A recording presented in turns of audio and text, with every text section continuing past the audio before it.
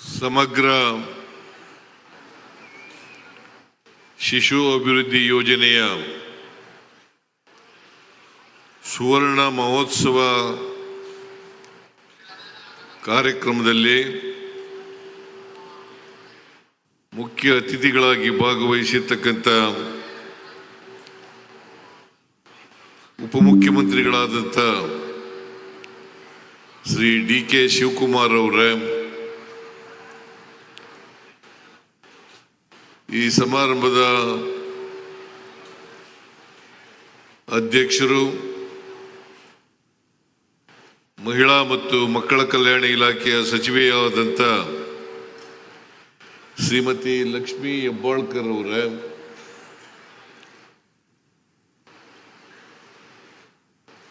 ಸಚಿವರಾದಂಥ doctor SC. Mahadevappa ಅವರೇ, KH. Muniyappa ಅವರೇ,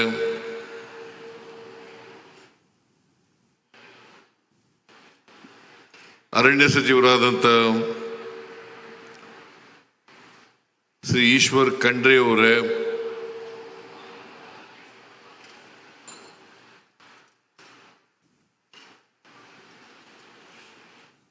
ಮಾಜಿ ರಾಜ್ಯಪಾಲರಾದಂಥ ಶ್ರೀಮತಿ ಮಾರ್ಗರೆಟ್ ಆಳ್ವಾ ಅವರೇ, ಶ್ರೀಮತಿ ಮಾಜಿ ಸಚಿವೆಯಾದಂಥ ಶ್ರೀಮತಿ ರಾಣಿ ಸತೀಶ್ ಅವರೇ, ಮಾಜಿ ಸಚಿವೆಯಾದಂಥ ಶ್ರೀಮತಿ ಮೋಟಮ್ನವರೇ, ಮಾಜಿ ಸಚಿವೆಯಾದಂಥ ಶ್ರೀಮತಿ ಜಯಮಾಲಾ ಅವರೇ,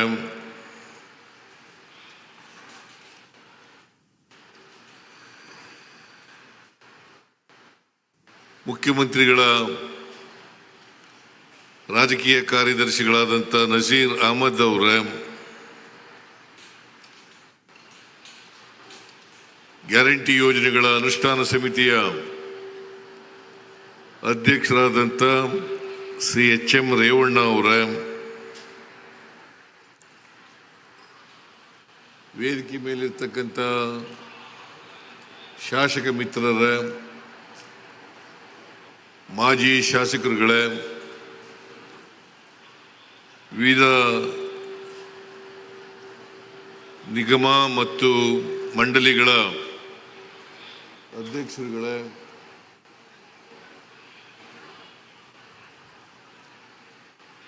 ಇತರ ಎಲ್ಲ ಆಹ್ವಾನಿತ ಗಣ್ಯರೇ, ಇಲ್ಲಿ ಇಷ್ಟೊಂದು ದೊಡ್ಡ ಸಂಖ್ಯೆಯಲ್ಲಿ ನೆರೆದಿರ್ತಕ್ಕಂಥ ತಾಯಂದಿರೇ, ಸೋದರ ಸೋದರಿಯರೇ,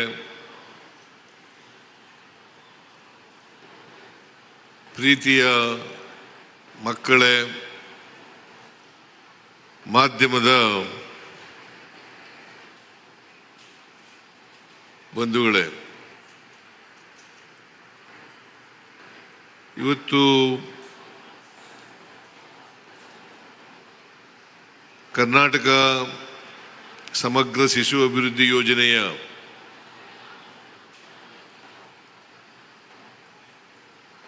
ಸುವರ್ಣ ಮಹೋತ್ಸವ ಆಚರಣೆ ಮಾಡೋದ್ರ ಜೊತೆಗೆ ಮಕ್ಕಳ ದಿನಾಚರಣೆ, ವಿಶ್ವ ಹಿರಿಯ ನಾಗರಿಕರ ದಿನಾಚರಣೆ, ಪ್ರಶಸ್ತಿ ಪ್ರದಾನ ಸಮಾರಂಭ ಹಾಗೂ ಮಹಿಳಾ ಮತ್ತು ಮಕ್ಕಳ ಅಭಿವೃದ್ಧಿ ಇಲಾಖೆಯ ಮಹತ್ವಾಕಾಂಕ್ಷೆ ಯೋಜನೆಗಳ ಲೋಕಾರ್ಪಣೆಯನ್ನು ಕೂಡ ಹಮ್ಮಿಕೊಂಡಿದ್ದಾರೆ. ನಾನು ಮೊದಲಿಗೆ ಈ ಸಮಗ್ರ ಶಿಶು ಅಭಿವೃದ್ಧಿ ಯೋಜನೆಯ ಸುವರ್ಣ ಮಹೋತ್ಸವದ ಶುಭಾಶಯಗಳನ್ನು ರಾಜ್ಯದ ಎಲ್ಲ ಜನತೆಗೆ ಹೇಳಲಿಕ್ಕೆ ಬಯಸ್ತಾ ಇದ್ದೇನೆ. ಅಕ್ಟೋಬರ್ 2, 2025ಕ್ಕೆ 50 ವರ್ಷಗಳು ತುಂಬಿರ್ತಕ್ಕಂಥ ICDS ಪ್ರೋಗ್ರಾಮ್ ಇದು.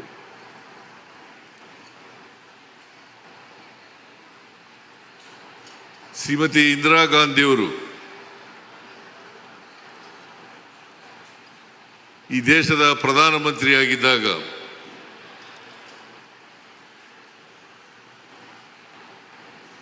ಬಹಳ ದೂರದ ಆಲೋಚನೆಯನ್ನು ಮಾಡಿ ICDS ಕಾರ್ಯಕ್ರಮವನ್ನು ಜಾರಿಗೆ ಕೊಡ್ತಾರೆ. ಕಾರಣ ಯಾಕಪ್ಪ ಅಂತಂದ್ರೆ 70ರ ದಶಕದಲ್ಲಿ ಪೌಷ್ಟಿಕ ಆಹಾರದಿಂದ ನರಳ್ತಾ ಇದ್ದಂಥ ಮಹಿಳೆಯರು ಮತ್ತು ಮಕ್ಕಳು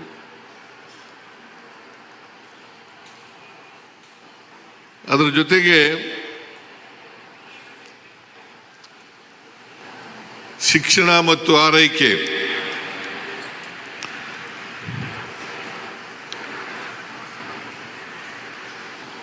ಶಿಶು ಮರಣ, ತಾಯಂದಿರ ಮರಣ ಇದು ಹೆಚ್ಚಾಗಿದ್ದಂಥ ಸಂದರ್ಭದಲ್ಲಿ ಈ ಕಾರ್ಯಕ್ರಮವನ್ನು ಜಾರಿಗೆ ಕೊಡ್ತಾರೆ.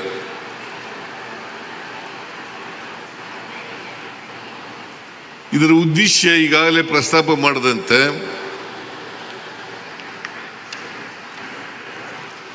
ಅಪೌಷ್ಟಿಕತೆ,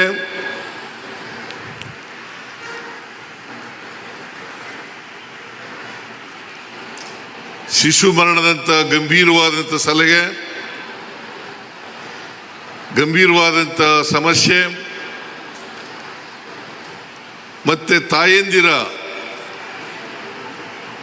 ಅಪೌಷ್ಟಿಕತೆ ಮತ್ತು ಮರಣ ಇವುಗಳನ್ನು ತಡೆಗಟ್ಟಬೇಕು, ಕಡಿಮೆ ಮಾಡಬೇಕು ಅಂತಕ್ಕಂಥದ್ದು ಉದ್ದೇಶ.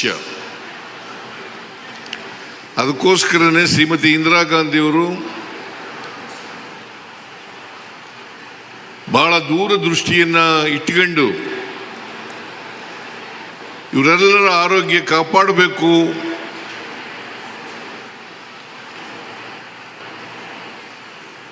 ಈ ಮರಣವನ್ನು ತಪ್ಪಿಸಬೇಕು ಅಂತಕ್ಕಂಥ ಉದ್ದೇಶದಿಂದ ಈ ಕಾರ್ಯಕ್ರಮವನ್ನು ಜಾರಿಗೆ ಕೊಡ್ತಾರೆ.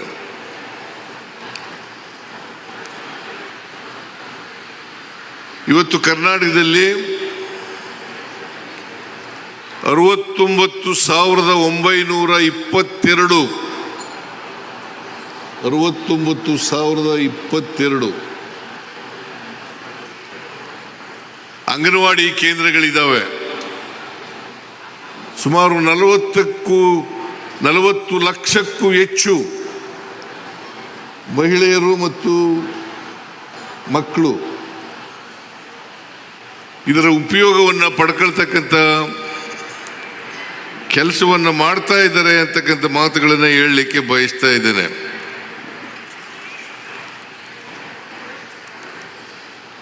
ಮೊದಲಿಗೆ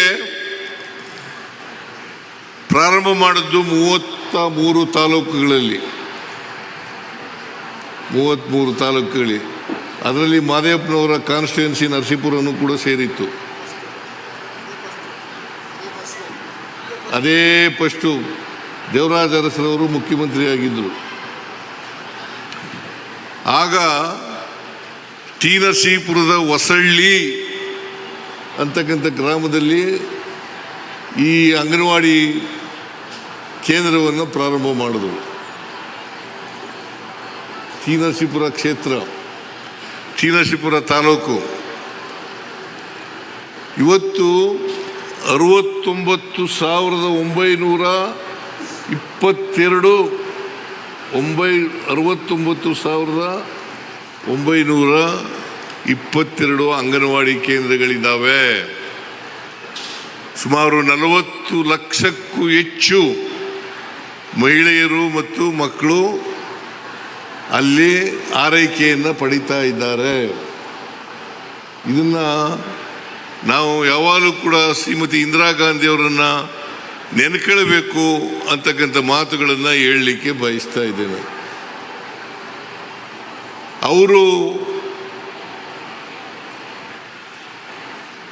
ಈ ಅಂಗನವಾಡಿ ಕೇಂದ್ರಗಳನ್ನು ICDS ಕಾರ್ಯಕ್ರಮವನ್ನು ಜಾರಿ ಮಾಡದೆ ಹೋಗಿದ್ರೆ ಇವತ್ತು ಇಷ್ಟೊಂದು ಜನ ಮಹಿಳೆಯರು ಸೇರಲಿಕ್ಕೆ ಸಾಧ್ಯ ಆಗ್ತಾ ಇರಲಿಲ್ಲ ಅಂತಕ್ಕಂಥ ಮಾತುಗಳನ್ನು ಹೇಳಲಿಕ್ಕೆ ಬಯಸ್ತಾ ಇದ್ದೇನೆ. ನೀವು ಇದ್ದೀರಿ, ಇದು ಮಹಿಳೆಯರ ಕಾರ್ಯಕ್ರಮ.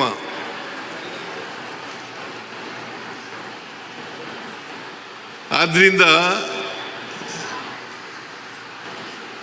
ಶ್ರೀಮತಿ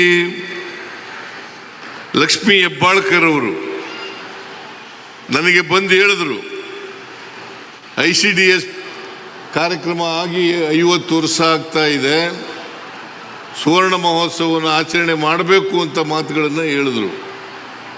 ನಾನು ಹೇಳಿದೆ, 50 ವರ್ಷ ಆಗಿದ್ರೆ ಇದು ಒಂದು ಮೈಲುಗಲ್ಲು, ಇದನ್ನು ಆಚರಣೆ ಮಾಡಲೇಬೇಕು ಅಂತಕ್ಕಂಥ ಕಾರ್ಯಕ್ರಮವನ್ನು ಹೇಳಿದೆ. ಇವತ್ತು ನಿಮ್ಮನ್ನೆಲ್ಲ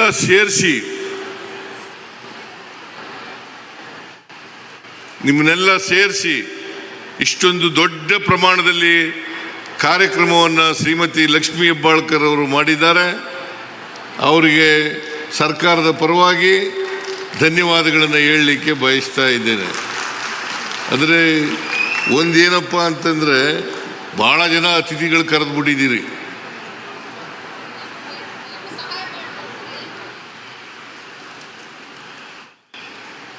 ಭಾಳ ಜನ ಅತಿಥಿಗಳು ಕರೆದಿರೋದು, ಮಹಿಳಾ ಅತಿಥಿಗಳನ್ನು ಕರೆದಿದ್ದೀರಿ, ಪುರುಷ ಅತಿಥಿಗಳನ್ನು ಕರೆದಿದ್ದೀರಿ. ಬಹುಶಃ ರಾಜ್ಯದ ಎಲ್ಲರೂ ಕೂಡ ಇಲ್ಲಿ ಬಂದಿದ್ದಾರೆ ಅಂತಕ್ಕಂಥ ಮಾತುಗಳನ್ನು ಹೇಳಲಿಕ್ಕೆ ಬಯಸ್ತಾ ಇದ್ದೇನೆ.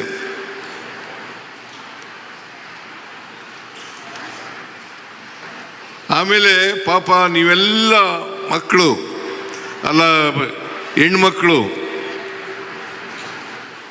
ಅಂಗನವಾಡಿ ಕಾರ್ಯಕರ್ತೆಯರು ಮತ್ತು ಸಹಾಯಕರು ಬಹಳ ಜವಾಬ್ದಾರಿಯಿಂದ ಪ್ರಾಮಾಣಿಕವಾಗಿ ಕಾರ್ಯನಿರ್ವಹಿಸ್ತಾ ಇದ್ದು, ನಿಜವಾದ ಅರ್ಥದಲ್ಲಿ ನೀವು ಎರಡನೇ ತಾಯಿಯಂತೆ ಕರ್ತವ್ಯ ನಿಭಾಯಿಸ್ತಾ ಇದ್ದೀರಿ. ಎರಡನೇ ತಾಯಿ ನೀವು. ಮಕ್ಕಳಿಗೆ ಮೊದಲನೇ ತಾಯಿ ಎತ್ತ ತಾಯಿ ಆದರೆ, ನೀವು ಈ ಮಕ್ಕಳ ಆರೈಕೆ ಜವಾಬ್ದಾರಿಯನ್ನು ತಗೊಂಡಿದ್ದೀರಲ್ಲ, ಆ ಜವಾಬ್ದಾರಿ ನೀವು ಎರಡನೇ ತಾಯಿ ಅಂತಕ್ಕಂಥ ಮಾತುಗಳನ್ನು ಹೇಳಲಿಕ್ಕೆ ಬಯಸ್ತಾ ಇದ್ದೇನೆ.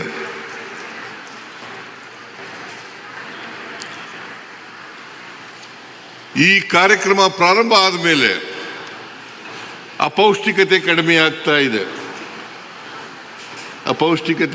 ಆಗ್ತಾ ಇದೆ, ಶಿಶು ಮರಣ ಕಡಿಮೆ ಆಗ್ತಾ ಇದೆ, ತಾಯಿಗಳ ಮರಣ ಕಡಿಮೆ ಆಗ್ತಾ ಇದೆ. ಈ ಜವಾಬ್ದಾರಿ ಇದೆಯಲ್ಲ, ಇದು ಬಹಳ ಉದಾತ್ತವಾದಂಥ ಕೆಲಸ ಅಂತಕ್ಕಂಥ ಮಾತುಗಳನ್ನು ಹೇಳಲಿಕ್ಕೆ ಬಯಸ್ತಾ ಇದ್ದೇನೆ. ಜೊತೆಗೆ ಈ ಮಕ್ಕಳಿದ್ದಾವಲ್ಲ, ಈ ಮಕ್ಕಳನ್ನೇ ದೇಶದ ಮುಂದಿನ ಭವಿಷ್ಯ. ಅವರನ್ನ ಶಿಕ್ಷಣ ಕೊಡ್ತಕ್ಕಂಥದ್ದು, ಅಪೌಷ್ಟಿಕತೆಯನ್ನು ಕಡಿಮೆ ಮಾಡ್ತಕ್ಕಂಥದ್ದು ಮತ್ತು ಅವರ ಮರಣವನ್ನು ಕಡಿಮೆ ಮಾಡ್ತಕ್ಕಂಥದ್ದು ಇದೆಯಲ್ಲ, ಅದಕ್ಕಿಂತ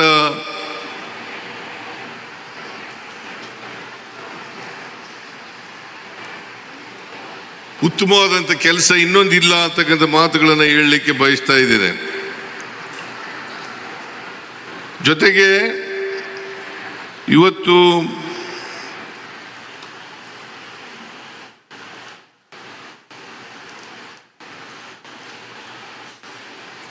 ಸಹಕಾರ ಸಂಘವನ್ನು ಕೂಡ ರಚನೆ ಮಾಡಿದ್ದಾರೆ ಅಲ್ಲ, ವಿವಿಧ ಸಹಕಾರ ಸಂಘ ಪ್ರಾರಂಭ ಆಗಿದೆ. ಅದು ಮುಂದಿನ ದಿನಗಳಲ್ಲಿ ಮಹಿಳೆಯರಿಗೆ ಹೆಚ್ಚು ಸಹಾಯ ಮಾಡಲಿ ಅಂತಕ್ಕಂಥ ಮಾತುಗಳನ್ನು ಈ ಸಂದರ್ಭದಲ್ಲಿ ಹೇಳಲಿಕ್ಕೆ ಬಯಸ್ತಾ ಇದ್ದೇನೆ. ಮಹಿಳೆಯರು ಆರ್ಥಿಕವಾಗಿ ಸ್ವಾವಲಂಬನೆ ಆಗದೆ ಹೋದರೆ, ಸಾಮಾಜಿಕವಾಗಿ ಸ್ವಾವಲಂಬನೆ ಆಗದೆ ಹೋದರೆ ಸಮಾಜ ಮುಂದುವರಿಲಿಕ್ಕೆ ಕಷ್ಟ ಆಗ್ತದೆ ಅಂತಕ್ಕಂಥದ್ದನ್ನು ನಾವು ಅರ್ಥ ಮಾಡ್ಕೋಬೇಕಾಗ್ತದೆ. ಸಮಾಜದಲ್ಲಿ ಅಸಮಾನತೆ ಇದೆ. ಯಾಕಂತಂದರೆ ಮಹಿಳೆಯರೂ ಕೂಡ ಅಕ್ಷರ ಸಂಸ್ಕೃತಿಯಿಂದ ವಂಚಿತರಾಗಿದ್ದರು. ಯಾವುದೇ ಜಾತಿ ಧರ್ಮದ ಮಹಿಳೆಯರು ಅಕ್ಷರ ಸಂಸ್ಕೃತಿಯಿಂದ ವಂಚಿತರಾಗಿದ್ದರು. ಇತ್ತೀಚಿನ ವರ್ಷಗಳಲ್ಲಿ ಅಕ್ಷರ ಸಂಸ್ಕೃತಿಗೆ ಒಳಪಟ್ಟು ಶಿಕ್ಷಿತರಾಗ್ತಾ ಇದ್ದಾರೆ. ಭಾಳ ಸಂತೋಷದ ವಿಚಾರ ಏನಪ್ಪ ಅಂತಂದರೆ, ಹೆಣ್ಣುಮಕ್ಕಳು ಗಂಡು ಮಕ್ಕಳಿಗಿಂತ ಹೆಚ್ಚು ಅಂಕಗಳನ್ನು ಪರೀಕ್ಷೆಗಳಲ್ಲಿ ತಗೋತಾ ಇದ್ದಾರಲ್ಲ ಅಂತಕ್ಕಂಥದ್ದೇ ಭಾಳ ಸಂತೋಷದ ವಿಚಾರ ಅಂತಕ್ಕಂಥ ಮಾತುಗಳನ್ನು ಹೇಳಲಿಕ್ಕೆ ಬಯಸ್ತಾ ಇದ್ದೇನೆ. ಇನ್ನೂ 100% ಸಾಕ್ಷರತೆ ಬಂದಿಲ್ಲ ಮಹಿಳೆಯರಿಗೆ. 100% ಸಾಕ್ಷರತೆ ಬರಬೇಕು. ಜೊತೆಗೆ ಹೆಣ್ಣುಮಕ್ಕಳಲ್ಲೂ ಕೂಡ ವೈಚಾರಿಕವಾಗಿ ಮತ್ತು ವೈಜ್ಞಾನಿಕವಾದಂಥ ಜ್ಞಾನ ಬರಬೇಕು ಅಂತಕ್ಕಂಥ ಮಾತುಗಳನ್ನು ಹೇಳಲಿಕ್ಕೆ ಬಯಸ್ತಾ ಇದ್ದೇನೆ. ಈಗಾಗಲೇ ಡಿ ಕೆ ಶಿವಕುಮಾರ್ ಪ್ರಸ್ತಾಪ ಮಾಡಿದ್ರು, ಹೆಣ್ಣೇ ಸಮಾಜದ ಕಣ್ಣು ಅಂತಕ್ಕಂಥ ಮಾತುಗಳನ್ನು ಹೇಳಿದ್ರು. ಅದನ್ನು ಎಲ್ಲರೂ ಕೂಡ ಒಪ್ಕೋಬೇಕಾಗ್ತದೆ. ಒಂದು ಹೆಣ್ಣು ವಿದ್ಯಾವಂತೆ ಆದರೆ ಕುಟುಂಬದವರೆಲ್ಲ ವಿದ್ಯಾವಂತರಾಗ್ತಾರೆ. ಅದಕ್ಕೋಸ್ಕರ ಹೆಣ್ಮಕ್ಳು ವಿದ್ಯಾವಂತರಾಗಬೇಕು ಅಂತಕ್ಕಂಥ ಮಾತುಗಳನ್ನು, ಅದಕ್ಕೆ ಅಸಮಾನತೆಯನ್ನು ಹೋಗಲಾಡಿಸ್ಲಿಕ್ಕೋಸ್ಕರ ನಾವು 2 ಪ್ರಮುಖವಾದಂಥ ಕಾರ್ಯಕ್ರಮಗಳನ್ನು ಈ ಸಾರಿ ಅಧಿಕಾರಕ್ಕೆ ಬಂದ ಮೇಲೆ ಮಾಡೋದು. ಒಂದು ಶಕ್ತಿ ಯೋಜನೆ, ಇನ್ನೊಂದು ಗೃಹಲಕ್ಷ್ಮಿ ಯೋಜನೆ. ಶಕ್ತಿ ಯೋಜನೆಯಲ್ಲಿ ನಾವು ಪ್ರಾರಂಭ ಮಾಡೋದ್ರಿಂದ ಇವತ್ತಿನವರೆಗೆ 600 ಕೋಟಿಗೂ ಹೆಚ್ಚು ಮಹಿಳೆಯರು ಸರ್ಕಾರಿ ವಾಹನಗಳಲ್ಲಿ ಉಚಿತವಾಗಿ ಪ್ರಯಾಣ ಮಾಡಿದ್ದಾರೆ ಹೇಳ್ತಕ್ಕಂಥ ಮಾತುಗಳನ್ನು ಹೇಳಲಿಕ್ಕೆ ಬಯಸ್ತಾ ಇದ್ದೇನೆ. 1,26,00,000 ಕುಟುಂಬದ ಯಜಮಾನಿಯರಿಗೆ 1,26,00,000 ಕುಟುಂಬದ ಯಜಮಾನಿಯರಿಗೆ 2 ಗೃಹಲಕ್ಷ್ಮಿ ಯೋಜನೆ ಅಡಿನಲ್ಲಿ 2,00,000 ರೂಪಾಯಿಗಳ 2,000 ರೂಪಾಯಿಗಳನ್ನು ಕೊಡ್ತಾ ಇದ್ದೇವೆ ಅಂತಕ್ಕಂಥ ಮಾತುಗಳನ್ನು ಹೇಳಲಿಕ್ಕೆ ಬಯಸ್ತಾ ಇದ್ದೇನೆ. ಇದನ್ನು ಯಾಕೆ ಕೊಡ್ತಾ ಇದ್ದೀವಿ ಅಂತಂದರೆ ಹೆಣ್ಮಕ್ಳು ಕೂಡ ಸಾಮಾಜಿಕವಾಗಿ, ಆರ್ಥಿಕವಾಗಿ, ಶೈಕ್ಷಣಿಕವಾಗಿ, ರಾಜಕೀಯವಾಗಿ ಸಬಲರಾಗಬೇಕು ಅಂತಕ್ಕಂಥ ಕಾರಣಕ್ಕೋಸ್ಕರ ಕೊಡ್ತಾ ಇದ್ದೀವಿ. ಅವರು ಮುಖ್ಯವಾಗಿ ನೀವು ಬರಬೇಕು, ಸಮಾಜದಲ್ಲಿ ಸರಿಸಮಾನರಾಗಿ ಬಾಳಬೇಕು, ಅವ್ರಿಗೂ ಕೂಡ ಸಮಾನ ಅವಕಾಶಗಳು ಸಿಕ್ಕಬೇಕು ಅಂತಕ್ಕಂಥ ಉದ್ದೇಶದಿಂದ ಇವತ್ತು ಈ ಕಾರ್ಯಕ್ರಮಗಳನ್ನು ಮಾಡ್ತಾ ಇದ್ದೀವಿ. ಇಲ್ಲಿವರೆಗೆ ಗ್ಯಾರಂಟಿ ಯೋಜನೆಗಳಿಗೆ ನಮ್ಮ ಸರ್ಕಾರ ಖರ್ಚು ಮಾಡಿರ್ತಕ್ಕಂಥ ಹಣ 1,00,000 ಕೋಟಿಗೂ ಹೆಚ್ಚು ರೂಪಾಯಿಗಳು ಅಂತಕ್ಕಂಥ ಮಾತುಗಳನ್ನು ಹೇಳಲಿಕ್ಕೆ ಇವತ್ತು ಗ್ಯಾರಂಟಿ ಯೋಜನೆಗಳನ್ನು ವಿರೋಧ ಮಾಡಿದವರಿಗೆ ಅವರ ಕಣ್ಣು ತೆರೀಬೇಕು ಅಂತಕ್ಕಂಥ ಮಾತುಗಳನ್ನು ಹೇಳಲಿಕ್ಕೆ ಬಯಸ್ತಾ ಇದ್ದೇನೆ. 1,04,000 ಕೋಟಿ 1,04,000 ಕೋಟಿ ಇಲ್ಲಿವರೆಗೆ ಖರ್ಚು ಮಾಡಿದ್ದೇವೆ ಗ್ಯಾರಂಟಿ ಯೋಜನೆಗಳನ್ನು. ಬಿಜೆಪಿಯವರು ವಿರೋಧ ಮಾಡ್ತಾ ಇದ್ರು, ನರೇಂದ್ರ ಮೋದಿಯವರು ವಿರೋಧ ಮಾಡಿದ್ರು. ಅವರು ಹೇಳಿದ್ರು ರಾಜಸ್ಥಾನದಲ್ಲಿ ಈ ಗ್ಯಾರಂಟಿ ಯೋಜನೆಗಳನ್ನು ಜಾರಿ ಮಾಡಲಿಕ್ಕೆ ಸಾಧ್ಯ ಇಲ್ಲ, ಒಂದು ವೇಳೆ ಜಾರಿ ಮಾಡಿದ್ರೆ ರಾಜ್ಯ ಆರ್ಥಿಕವಾಗಿ ದಿವಾಳಿ ಆಗ್ಬಿಡ್ತದೆ ಅಂತಕ್ಕಂಥ ಮಾತುಗಳನ್ನು ಹೇಳಿದ್ರು. ದಿವಾಳಿ ಆಗ್ಬಿಡ್ತದೆ ಅಂತೇಳಿ ಇವತ್ತು ಅಭಿವೃದ್ಧಿ ಕೆಲಸಗಳನ್ನು ಕೂಡ ಮಾಡ್ತಾ ಇದ್ದೀವಿ, ಜೊತೆಗೆ ಗ್ಯಾರಂಟಿ ಯೋಜನೆಗಳನ್ನು ಕೂಡ ಕೊಡ್ತಾ ಇದ್ದೀವಿ. ಹೆಣ್ಮಕ್ಳು ಸಬಲರಾದರೆ, ಅದಕ್ಕೆ ಬಾಬಾ ಸಾಹೇಬ್ ಅಂಬೇಡ್ಕರ್ ಅವರು ಒಂದು ಮಾತನ್ನ ಹೇಳಿದ್ರು, ಈ ಸಮಾಜದಲ್ಲಿರ್ತಕ್ಕಂಥ ಎಲ್ಲರೂ ಕೂಡ ಆರ್ಥಿಕವಾಗಿ ಸಾಮಾಜಿಕವಾಗಿ ಸಬಲರಾಗಬೇಕು. ಆಗ ಮಾತ್ರ ಸ್ವಾತಂತ್ರ್ಯ ಸಾರ್ಥಕ ಆಗ್ತದೆ, ಯಶಸ್ಸಾಗ್ತದೆ. ಇಲ್ಲೇ ಹೋದರೆ ಸಾರ್ಥಕ ಆಗಲ್ಲ, ಯಶಸ್ಸಾಗಲ್ಲ ಅಂತಕ್ಕಂಥ ಮಾತುಗಳನ್ನು ಮಹಾತ್ಮ ಗಾಂಧೀಜಿಯವರು ಅಲ್ಲ ಬಾಬಾ ಸಾಹೇಬ್ ಅಂಬೇಡ್ಕರ್ ಅವರು ಹೇಳಿದಂಥ ಮಾತುಗಳು ಅಂತಕ್ಕಂಥದ್ದನ್ನು ಹೇಳಲಿಕ್ಕೆ ಬಯಸ್ತಾ ಇದ್ದೇನೆ. ಅದರಿಂದ ಈ ಸಮಾಜದಲ್ಲಿ ಅಸಮಾನತೆ ಹೋಗದೆ ಹೋದರೆ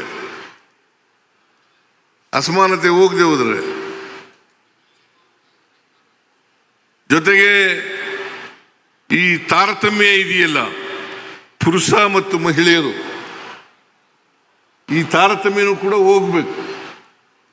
ಅದಕ್ಕೋಸ್ಕರ ಸುಮಾರು ಈ ವರ್ಷದ ಬಜೆಟ್ನಲ್ಲಿ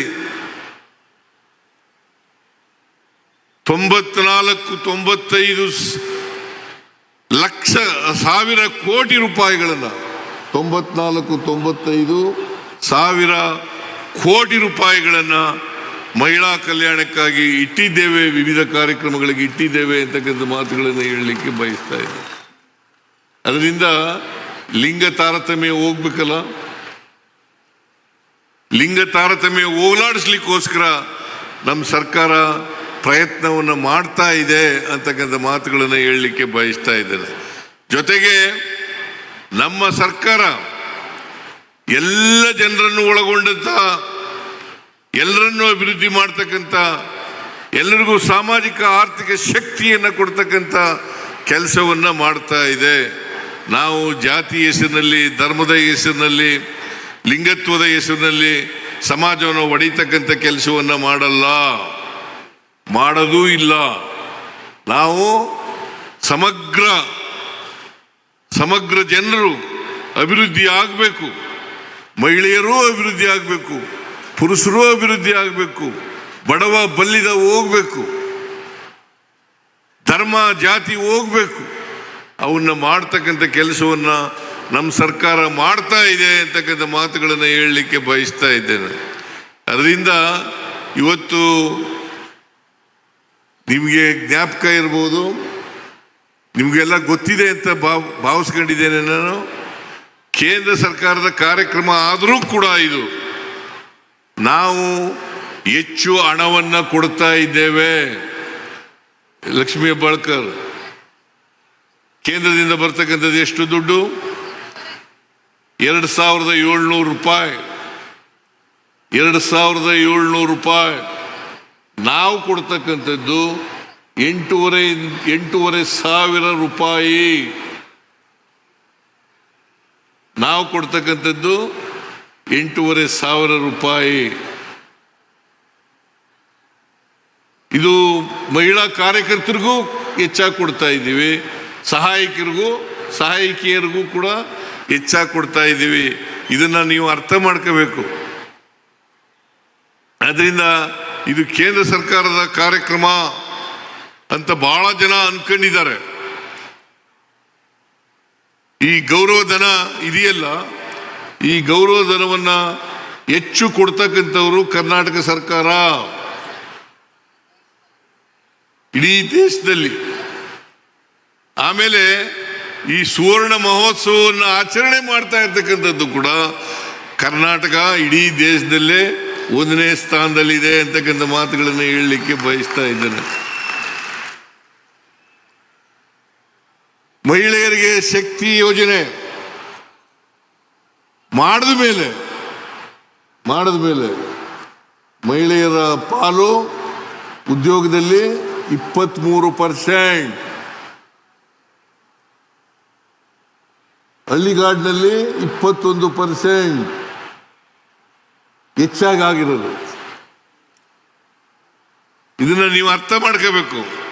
ಆಮೇಲೆ ಇಡೀ ದೇಶದಲ್ಲಿ ಶಕ್ತಿ ಯೋಜನೆ, ಗೃಹಲಕ್ಷ್ಮಿ ಯೋಜನೆ ಮಾಡಿದ ಮೇಲೆ ತಲಾ ಆದಾಯದಲ್ಲಿ ಇಡೀ ದೇಶದಲ್ಲೇ ಕರ್ನಾಟಕ ನಂಬರ್ 1. ಕರ್ನಾಟಕ ನಂಬರ್ 1 ತಲಾ ಆದಾಯ. ಆದ್ರಿಂದ ಕೇಂದ್ರ ಸರ್ಕಾರದ ಅನ್ಯಾಯಗಳನ್ನೆಲ್ಲ ಇಲ್ಲಿ ನಾನು ಪ್ರಸ್ತಾಪ ಮಾಡಕ್ ಹೋಗೋದಿಲ್ಲ.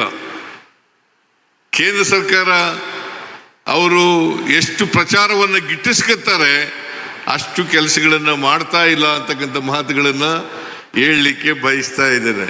ಅದರಿಂದ ಇವತ್ತು ಸುವರ್ಣ ಮಹೋತ್ಸವವನ್ನು ಆಚರಣೆ ಮಾಡ್ತಾ ಇದ್ದೀವಿ. ಮುಂದಿನ ದಿನಗಳಲ್ಲಿ ನಾವು ಇಡೀ ಮಕ್ಕಳು, ಮಾತೆಯರು ಇವರ ಪೌಷ್ಟಿಕ ಆಹಾರವನ್ನು ತೊಲಗಿಸ್ಬೇಕು, ಅಪೌಷ್ಟಿಕತೆಯನ್ನು ತೊಲಗಿಸ್ಬೇಕು. ಜೊತೆಗೆ ಶಿಕ್ಷಣ, ತಾಯಿ ಮರಣ, ಮಕ್ಕಳ ಮರಣ ಅದನ್ನು ಕಡಿಮೆ ಮಾಡ್ತಕ್ಕಂಥ, ಅತ್ಯಂತ ಕಡಿಮೆ ಮಾಡ್ತಕ್ಕಂಥ ಕೆಲಸವನ್ನು ಮಾಡ್ತೇವೆ ಅಂತಕ್ಕಂಥ ಮಾತುಗಳನ್ನು ಈ ಸಂದರ್ಭದಲ್ಲಿ ಹೇಳಲಿಕ್ಕೆ ಬಯಸ್ತಾ ಇದ್ದಾರೆ. ಆದ್ದರಿಂದ ಈಗ ನಾವು 5,000 ಅಲ್ಲ, 5,000 ಶಾಲೆಗಳಲ್ಲಿ UKG LKG ಮಾಡ್ತಾ ಇರ್ತಕ್ಕಂಥದ್ದು. ಈ ವರ್ಷ ಒಟ್ಟು ಅಂಗನವಾಡಿ ಕೇಂದ್ರಗಳಲ್ಲಿ 5,000 ಅಂಗನವಾಡಿ ಕೇಂದ್ರಗಳಲ್ಲಿ UKG LKGಯನ್ನು ಪ್ರಾರಂಭ ಮಾಡಿದ್ದೇವೆ.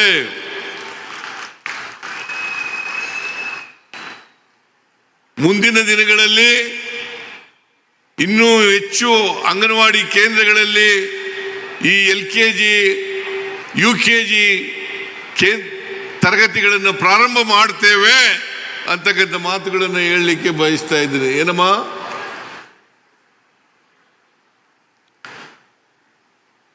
ಉದ್ದೇಶ ಏನು ಅಂತಂದ್ರೆ ಮಕ್ಕಳನ್ನ ತಯಾರು ಮಾಡಬೇಕು. ಮಕ್ಕಳು ಅಪೌಷ್ಟಿಕತೆಯಿಂದ ಕೂಡಿರಬಾರದು. ಮಕ್ಕಳು ಮರಣ ಹೊಂದತಕ್ಕಂಥದ್ದು ಕಡಿಮೆ ಆಗಬೇಕು. ತಾಯಿಗಳು ಮಕ್ಕಳ ಮರಣ ಹೊಂದತಕ್ಕಂಥದ್ದು ಕಡಿಮೆ ಆಗಬೇಕು. ಇವತ್ತು 69,922 ಅಂಗನವಾಡಿ ಕೇಂದ್ರಗಳನ್ನು ಮಾಡಿದ್ದೇವೆ. ಆಮೇಲೆ ಉದ್ಯೋಗದ ಎಲ್ಲ DC-ಗಳಿಗೆ ಅಧಿಕಾರ ಕೊಟ್ಟಿದ್ದೀವಿ. ಅಂಗನವಾಡಿ ಕೇಂದ್ರಗಳಲ್ಲಿ ಖಾಲಿ ಆದರೆ ತಕ್ಷಣ ಅದನ್ನು ಭರ್ತಿ ಮಾಡಬೇಕು ಅಂತಕ್ಕಂಥ ಕೆಲಸವನ್ನು ಮಾಡ್ತಾ ಇದ್ದೇವೆ. ಅದರಿಂದ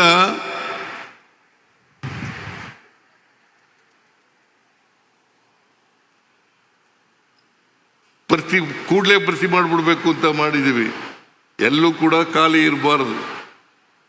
DC-ಗಳಿಗೆ ಅಧಿಕಾರ ಕೊಟ್ಟಿದ್ದೀವಿ. ಅದನ್ನು ಮಾಡ್ತಕ್ಕಂಥ ಕೆಲಸವನ್ನು ಮಾಡ್ತಾ ಇದ್ದೀವಿ. ಅದರಿಂದ ಮಹಿಳೆಯರು ಶತಶತಮಾನಗಳಿಂದ ತುಳಿತಕ್ಕೆ ಒಳಗಾದಂಥ ಸಮುದಾಯ ಇವರು.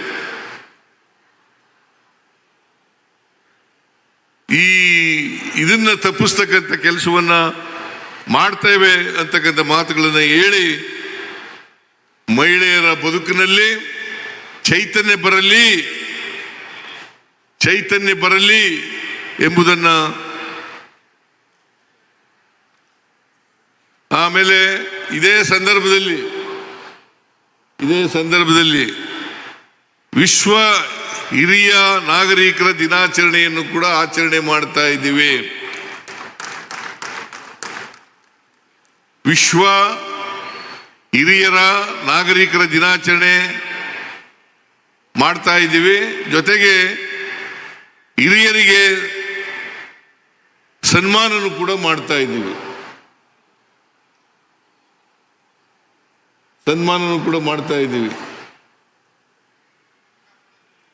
ಕಾರಣ ಯಾಕಪ್ಪ ಅಂತಂದ್ರೆ ಹಿರಿಯರು ಕೂಡ ಆರೋಗ್ಯವಾಗಿರ್ಬೇಕು. ಅವರನ್ನ ನೋಡ್ಕೊಳ್ತಕ್ಕಂಥ ಕೆಲಸವನ್ನು ಮಾಡಬೇಕು. ಅದಕ್ಕೋಸ್ಕರ ನಿಮ್ಮೆಲ್ಲರಿಗೂ ಕೂಡ ವಿಶ್ವ ಹಿರಿಯರ ದಿನಾಚರಣೆಯನ್ನ ಶುಭಾಶಯಗಳನ್ನ ಈ ಸಂದರ್ಭದಲ್ಲಿ ಹೇಳಲಿಕ್ಕೆ ಬಯಸ್ತಾ ಇದ್ದೇನೆ. ಇಷ್ಟು ಕಾರ್ಯಕ್ರಮಗಳನ್ನೆಲ್ಲ ಇವತ್ತು ಅತ್ಯಂತ ಸಂತೋಷದಿಂದ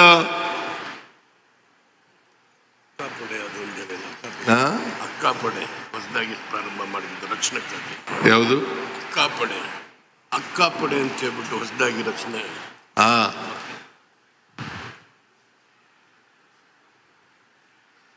ಅದರಿಂದ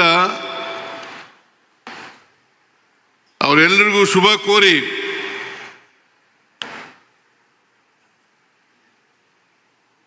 ಎಲ್ಲ ಹಿರಿಯರು ಮತ್ತೆ ಇವತ್ತು ಯಾರ್ಯಾರಿಗೆ ಸನ್ಮಾನ ಮಾಡ್ತಾರೆ ಅವರೆಲ್ಲರಿಗೂ ಕೂಡ ಅಭಿನಂದನೆಗಳನ್ನು ಹೇಳಲಿಕ್ಕೆ ಬಯಸ್ತಾ ಇದ್ದೇನೆ. ಯಾರ್ಯಾರು ಹಿರಿಯರು ಸನ್ಮಾನಕ್ಕೆ ಪಾತ್ರರಾಗಿದ್ದೀರಿ. ಆಮೇಲೆ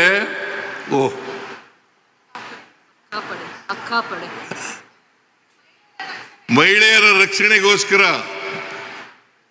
ಅವರ ಭದ್ರತೆಗೋಸ್ಕರ ಅಕ್ಕ ಪಡೆಯನ್ನು ಕೂಡ ರಚನೆ ಮಾಡ್ತಾ ಇದ್ದೀವಿ. ಇದರ ಯೋಜನೆಯನ್ನು ಕೂಡ ಅತ್ಯಂತ ಸಂತೋಷದಿಂದ ಉದ್ಘಾಟನೆ ಮಾಡಿ ಇದರ ಘೋಷಣೆಯನ್ನು ಮಾಡಿದ್ದೇನೆ ಅಂತಕ್ಕಂಥ ಮಾತುಗಳನ್ನು ಈ ಸಂದರ್ಭದಲ್ಲಿ ಹೇಳಲಿಕ್ಕೆ ಬಯಸ್ತಾ ಇದ್ದೇನೆ.